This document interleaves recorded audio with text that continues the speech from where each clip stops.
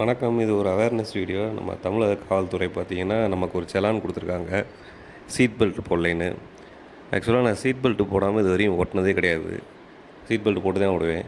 என்ன காரையும் நிறுத்துனது கிடையாது. ஜஸ்ட்டு இந்த ஃபோட்டோவ பார்த்தீங்கனாலே உங்களுக்கு தெரியும். என் காரோட பேக் சைட மட்டும் ஃபோட்டோ எடுத்து ஃபைன் போட்டிருக்காங்க. இது எப்படி எனக்கு தெரியும்னா, என் கார இன்னைக்கு விற்கலான்னு முடிவு பண்ணி போய் கேட்கும்போது அவங்க சொல்லி தான் எனக்கு தெரிய வருது. இதுக்கு முன்னாடி என் காரையும் நிறுத்தினதில்லை, எனக்கு எந்த ஃபைனும் போட்டதில்லை. என் காரில் எல்லா டாக்குமெண்ட்டும் ப்ராப்பராக இருக்கும் எப்போவுமே. இப்படி தமிழக காவல்துறை இப்படி பண்ணுறனால அவங்களுக்குள்ள கெட்ட பேர் எப்போ தான் போகும்னு நமக்கும் தெரியல.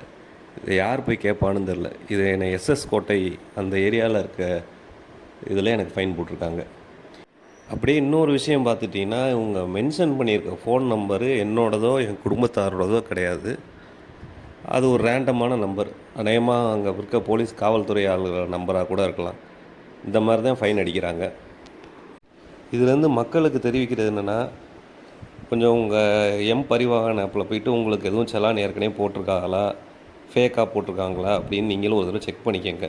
செக் பண்ணிங்கன்னா சீக்கிரமே கம்ப்ளைண்ட் ரைஸ் பண்ணி உங்கள் பணத்தை நீங்கள் பெற்றலாம்.